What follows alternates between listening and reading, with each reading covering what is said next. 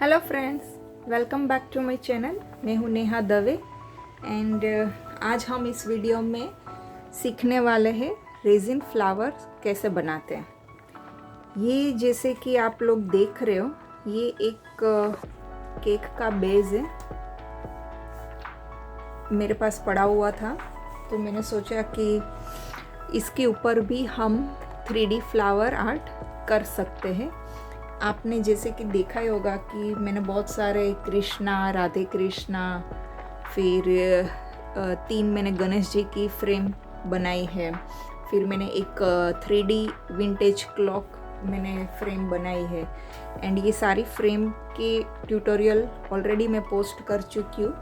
अगर आप में से कोई नया है जिन्होंने मुझे अभी तक सब्सक्राइब नहीं किया तो प्लीज़ आप लोग सब्सक्राइब भी कर लो ताकि आपको नेक्स्ट मेरे वीडियो का नोटिफिकेशन मिल जाए। एंड मैं फिर भी इस वीडियो में अपने प्रीवियस ट्यूटोरियल के लिंक शेयर कर दूंगी, तो अगर जिन्होंने नहीं देखा, जिन्होंने मिस कर दिया है, तो वो लोग देख सके एंड उसमें से भी आप चीज़ें, बेसिक चीज़ें सीख सकते हो, है ना। तो अब हम जैसे कि सब जानते ही है कि रेजिन फ्लावर्स बनाने हैं तो हमारे पास रेजिन की एक शीट होनी चाहिए, है ना। ये देखिए, तो इस तरह की मेरे पास कुछ रेजिन की बनाई हुई शीट ऑलरेडी मेरे पास तैयार है। मैं आज कोई स्पेसिफिक आर्ट पीस नहीं बनाने जा रही। अदरवाइज़ क्या कि अगर आप किसी स्पेसिफिक फ्रेम के ऊपर काम कर रहे हो तो फिर आपको उसके अकॉर्डिंग ही फ्लावर की शीट चाहिए होती है, राइट। जैसे कि अगर हम कोई पिकॉक की फ्रेम बना रहे हैं या तो फिर हम कोई पोर्ट्रेट की फ्रेम बना रहे हैं एंड जिसमें उस तरीके के पिंक लोटस है या तो पिंक रोजेस है या तो फिर लिली होती है, तो लीव्स होती है, तो इस तरह के अगर डिफरेंट फ्लावर्स होते हैं कलर के, तो उस हिसाब से फिर हमें रेजिन की शीट बनानी पड़ती है। हम फिर उसमें कोई भी रैंडम कलर के फ्लावर्स बना के अटैच नहीं कर सकते, क्योंकि वो क्या है कि वो अच्छा नहीं लगेगा। अगर आपकी फ्रेम, पूरी फ्रेम जिसमें जितने भी सारे फ्लावर्स हैं वो एक ही कलर के हैं, लाइक रोजेस है, तो सारे रोजेस अगर रेड शेड में ही है तो फिर आपको रेड शेड की फैमिली के ही रेजिन के पिगमेंट चूज़ करने पड़ेंगे एंड उस हिसाब से आपको कलर कॉम्बिनेशन करना पड़ेगा।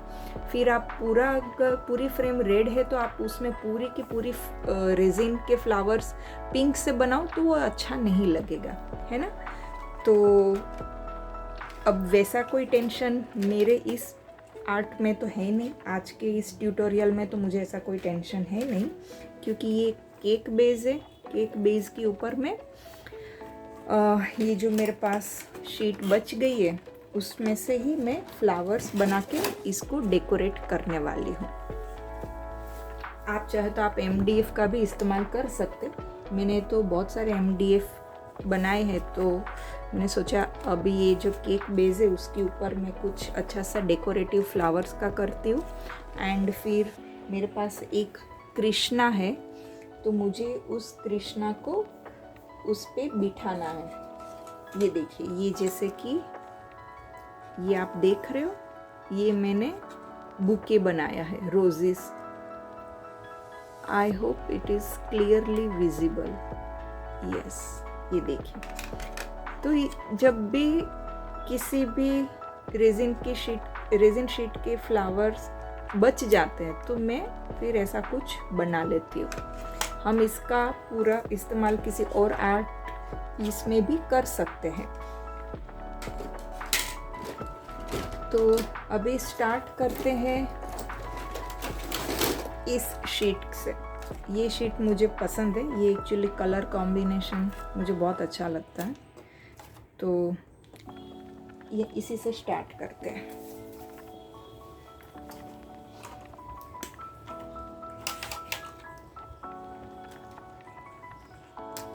छोटे छोटे फ्लावर्स बनाएंगे। ये देखिए, ये मैं अभी इसमें शेप बना रही हूँ। अगर आप ऐसे ही बिना मार्कर यूज़ किए ड्राइंग किए भी आप फ्लावर के शेप कट कर सकते हैं। ज़रूरी नहीं है कि आपको फ्लावर के शेप के लिए ड्राइंग करना पड़े। एंड इसमें ड्राइंग में भी अच्छा होना भी ज़रूरी नहीं है। ये देखिए, ये शायद ये ब्लू मार्कर है, ब्लू वाइट मार्कर है ना। एंड ये देखिए, ये मैंने ड्रॉ किया है। हाँ, अब दिख रहा है। यस, तो आप इस तरीके से कट कर सकते हो।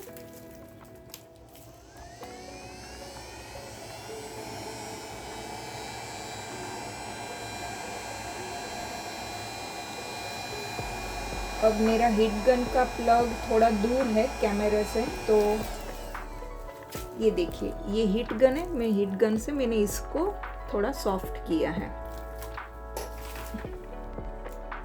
अब मैं कटिंग करूंगी।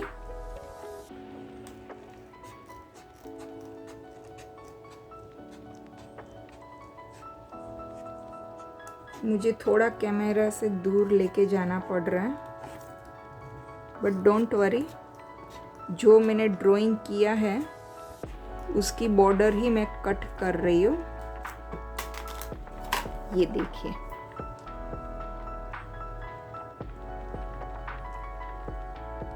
ये एक्स्ट्रा पार्ट भी हम कट कर लेते हैं। अभी भी सॉफ्ट है पेटल, सॉरी पेटल नहीं, पेटल्स तो अब बनेगी।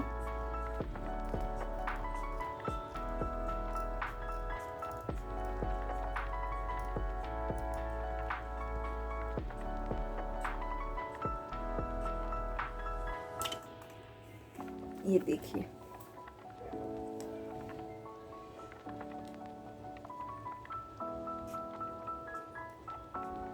थोड़ा एक्स्ट्रा पार्ट रह गया है, मैं फिर से इसको हीट कर लेती हूँ।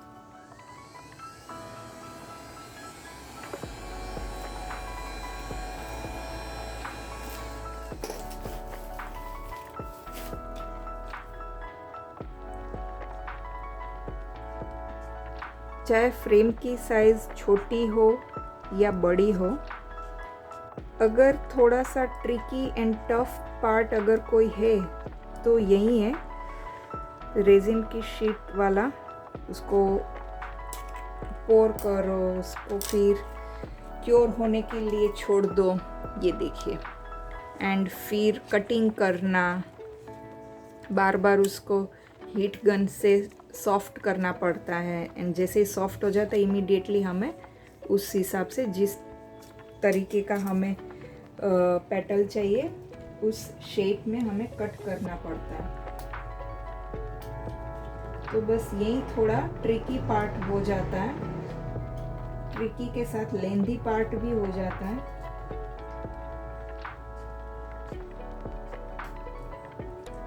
ये देखिए, ये बेस कितना छोटा लग रहा है ना, बट आप देखना, ये इस तरह के जब मैं पेटल्स कट करके जब मैं इसके ऊपर असेंबल करूँगी ना, तब कितना टाइम हो गया होगा।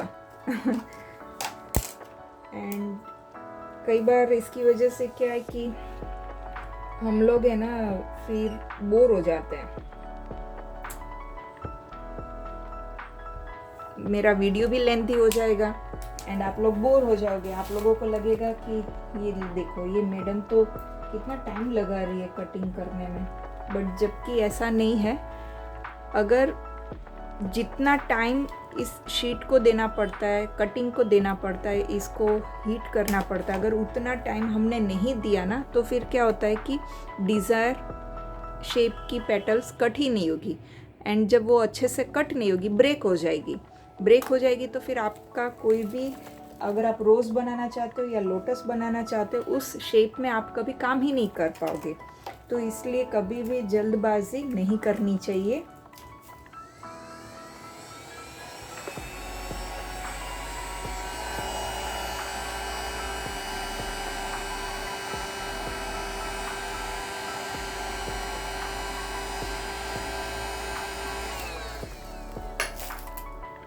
रेजिन चीज़ ही ऐसी है कि अगर आपने थोड़ा सा भी जल्दबाजी किया या लापरवाही आपकी हो गई तो फिर वो ख़राब हो जाता है। After all it's a chemical, right. ये देखिए, अभी मैंने इतना गर्म किया ना, फिर भी ये देखो ये अच्छे से टूट नहीं रहा, ये ऑटोमेटिक ऐसे ब्रेक हो रहा है। मुझे जो शेप में कटिंग चाहिए, ये देखिए, तो ऐसा होता है। तो इसलिए हमें प्रॉपरली इसको फिर से रीहीट करना पड़ेगा।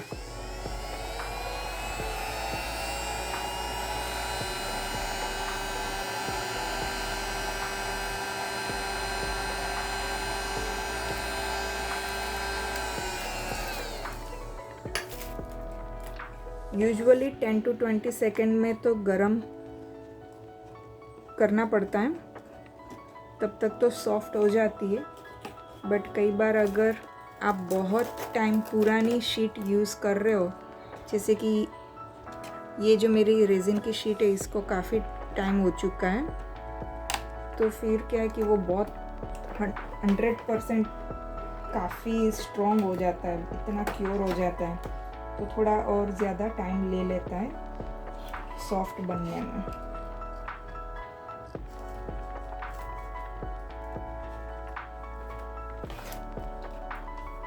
एंड थोड़ा बहुत तो रेजिन के ऊपर भी डिपेंड करता है, आप कौन सी ब्रांड का रेजिन यूज़ कर रहे हो।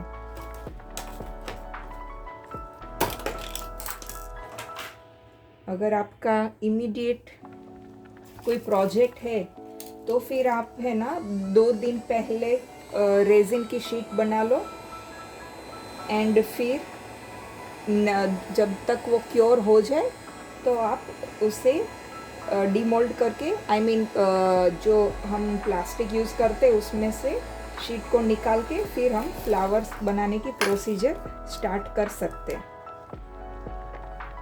तब उसमें इस तरह की दिक्कत नहीं आती।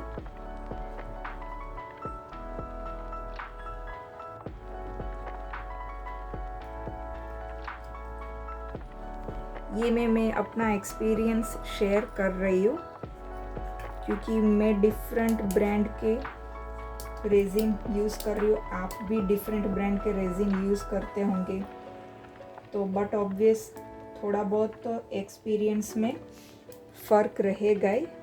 हो सकता है मैं जो एक्सपीरियंस कर रही हूँ वो आप ना करो, या तो फिर आपने जो एक्सपीरियंस किया है वो मुझे ना हो, है ना। सो इन शॉर्ट, हम जिस भी ब्रांड का रेजिन यूज़ करते हैं उसको अंडरस्टैंड करके हमें हमारा आर्ट पीस बनाना होता है। राइट प्रोजेक्ट के लिए राइट रेजिन का होना भी बहुत ज़रूरी है।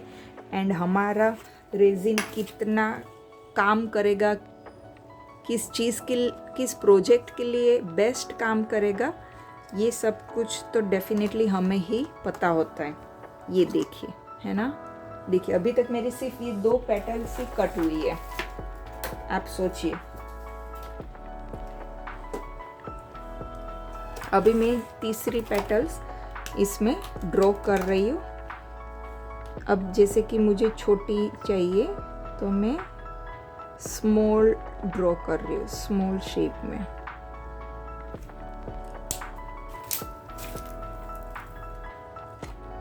ये देखिए, आई होप इट्स विजिबल, है ना। ये देखिए दिस वन। हाँ, अब मैं इसको हीट कर रही हूँ।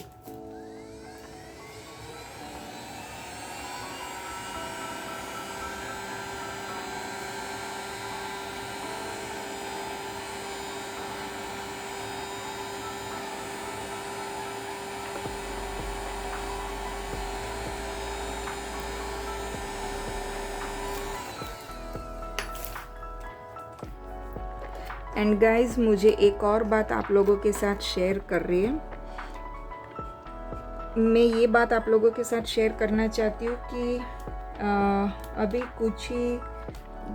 कुछ टाइम पहले, या फिर यूँ कहो कि कुछ दिन पहले, मैं एक इंस्टा पे एक पर्सन की प्रोफाइल को देख रही थी, जिन्होंने अपनी ही प्रोफाइल पे दूसरे आर्टिस्ट के वर्कशॉप का पूरा ट्यूटोरियल वीडियो कॉपी पेस्ट कर दिया था। सादी भाषा में कहूँ तो चोरी किया था। तो ये बात मुझे सही नहीं लगी। मैं उस आर्टिस्ट का नाम तो नहीं लेना चाहती, बट जैसे कि उन्होंने जिसका कॉपी पेस्ट किया था वो Maria Mole. She is Dubai based resin artist, या फिर यूँ कहो कि she is the queen of the resin artist. उन्होंने ही 3D रेजिन आर्ट को इंट्रोड्यूस किया है इंडिया में, and pebble art, opal art, geode art, मतलब many more technique she nose.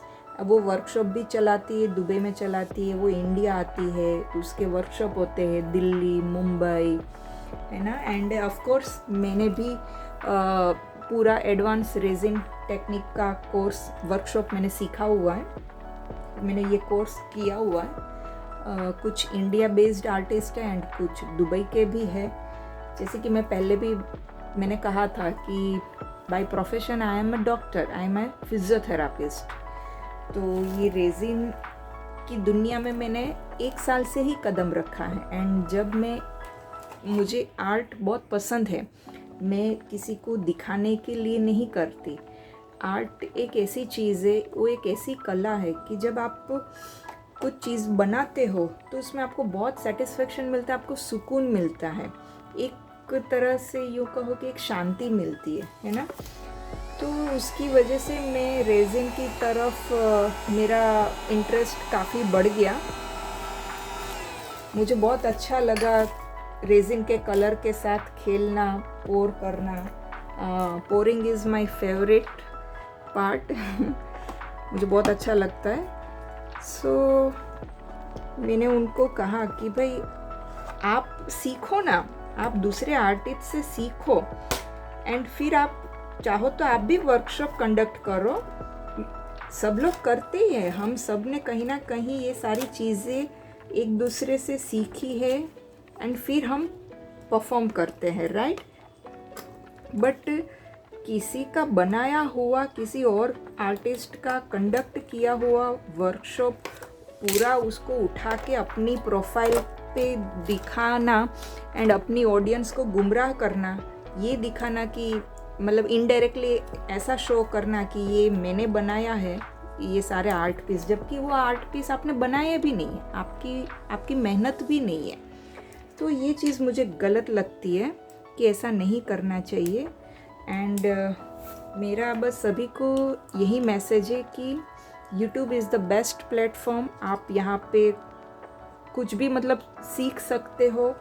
अगर किसी को लिपन आर्ट में इंटरेस्ट है तो लिपन आर्ट के भी बहुत सारे ट्यूटोरियल्स अवेलेबल होते हैं। मोलाई आर्ट, फिर रेजिन आर्ट तो डेफिनेटली है ही क्योंकि काफ़ी ट्रेंड में चल रहा है ये। बट इस तरह किसी के हार्डवर्क का, किसी का खुद का बनाया हुआ पूरा वर्कशॉप आर्ट पीस को उठा के अपना दिखाना, ये सही नहीं है।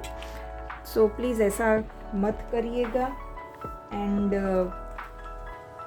अगर मतलब आप लोग भी किसी से वर्कशॉप लेते हो तो जस्ट मेक श्योर कि आप जो पैसा इन्वेस्ट कर रहे हो टेक्निक सीखने में वो एक्चुअली में वर्थ इट है या नहीं, क्योंकि आजकल बहुत चल रहा है ये सब। मैंने बहुत देखा है, मुझे थोड़ा बुरा भी लगता है। मुझे लगता है मतलब वो मुझे अनएथिकल लगता है, सही नहीं है। So I am just sharing my experience with you guys.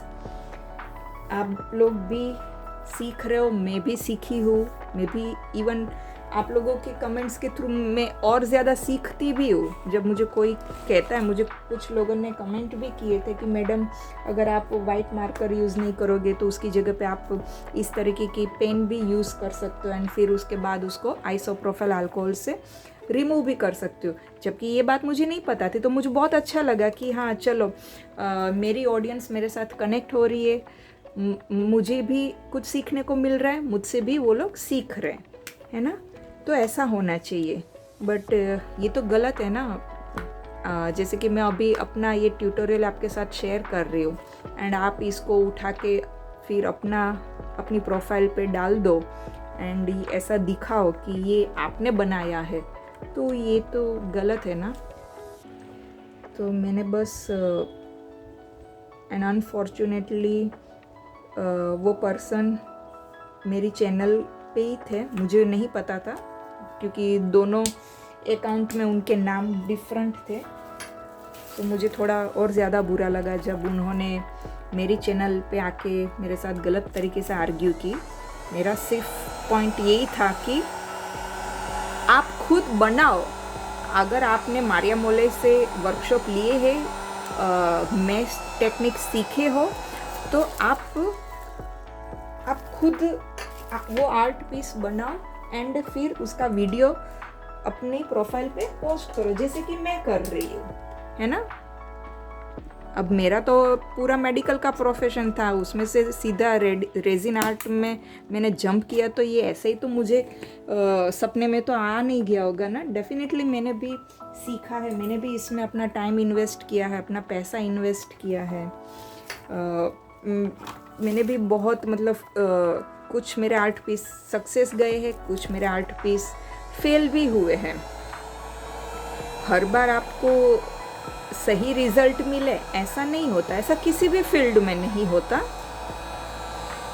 सो या but now I am very happy कि भले ही मैं 1 साल से ये कर रही हूँ, बट मैं काफ़ी हद तक बहुत नीट एंड क्लियर मैं परफॉर्म कर पा रही हूँ। सो यस, इससे ज़्यादा तो और क्या ही चाहिए आपको।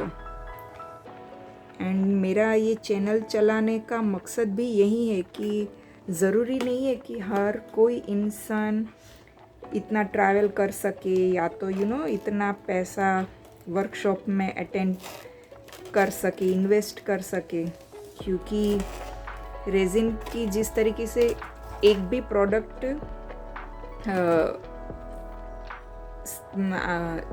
सस्ती नहीं मिल रही, वैसे ये सारे जो वर्कशॉप होते हैं इनकी भी एक अपनी प्राइस होती है। सब आर्टिस्ट अपनी पॉपुलैरिटी के अकॉर्डिंग, अपनी क्रिएटिविटी के अकॉर्डिंग प्राइस रेट रखते हैं, है ना।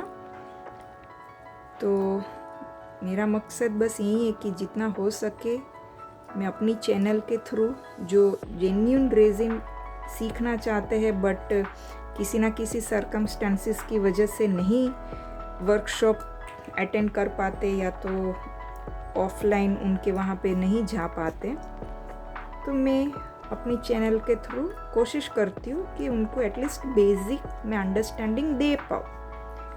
फिर तो डेफिनेटली अब देखिए, मैंने ये ब्लू एंड पर्पल इस तरह की पैचेस वाली मैंने रेजिन की शीट बनाई है ना।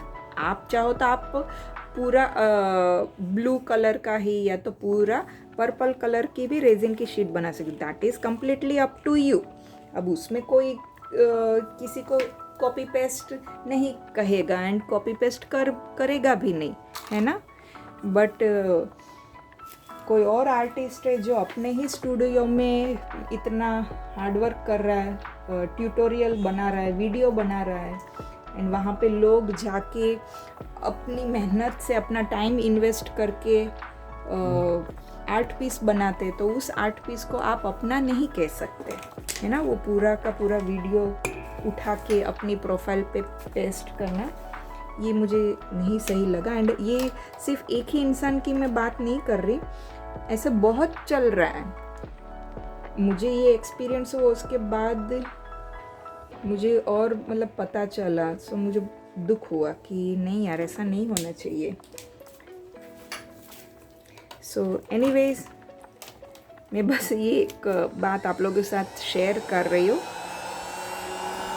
तो सोच समझ के किसी भी आर्टिस्ट का वर्कशॉप आप अटेंड करो, अपना पैसा इन्वेस्ट करो, तो थोड़ा सर्च कर लिया करो, थोड़ा स्टडी करो कि वाकई में इतना ये 3D आर्ट के लिए इतना पैसा इन्वेस्ट करना ज़रूरी है या नहीं है। This is just I am giving you example, right.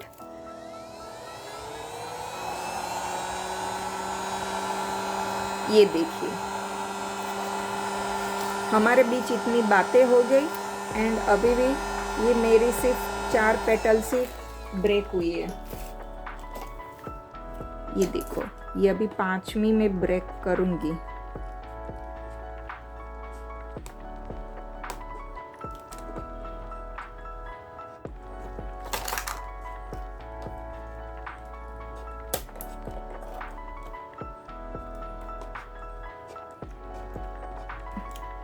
देखिए इतना हीट करने के बावजूद भी ये फिर से सॉलिडिफाई हो गया।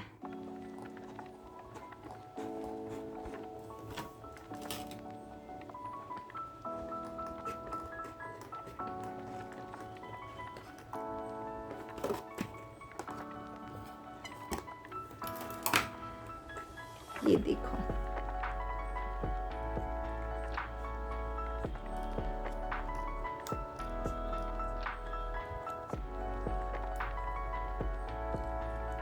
फ्लावर्स में जो भी है ना, वो कटिंग ही मैटर करता है। अगर आपने अच्छे शेप में कटिंग नहीं किया तो फिर आप रियलिस्टिक लुक नहीं दे पाओगे। ये बात मैं अपने हर वीडियो में कहती हूँ।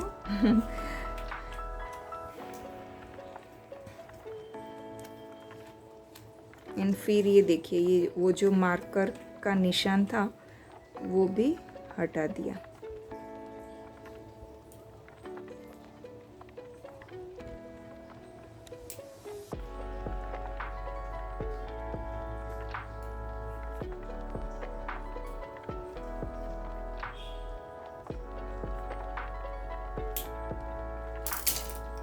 ये देखिए गाइस, कितना ब्यूटीफुल लग रहा है ना। ये एक्चुअली शायद कलर, क्योंकि फ्लावर्स का कलर भी ब्लू है, मेरी स्मेट का कलर भी ब्लू है, सो उसकी वजह से शायद। बट ये देखिए, इट्स लुकिंग सो ब्यूटीफुल, है ना। सो इसी तरह गाइज मैं बाकी की सारी पेटल्स भी ऐसे ही कट करूँगी, जो मेरे दिमाग में जो जिस शेप का मुझे फ्लावर बनाना है, तो छोटी बड़ी पेटल्स में कट करके फिर नेक्स्ट वीडियो में हम मिलेंगे कि किस तरीके से मैं सारी कट हुई पेटल्स का फ्लावर बनाती हूँ, किस तरह मैं ये जो केक बेस है इसके ऊपर असेंबल करूँगी, है ना। तो इस वीडियो में मैं इतना ही रख रही हूँ। नेक्स्ट वीडियो में हम मिलेंगे सारी पेटल्स के साथ, एंड वहाँ पे हम देखेंगे कि कैसे हमें ये केक बेस को डेकोरेट करना है, कैसे असेंबल करेंगे हम। Thank you, take care guys, thank you so much.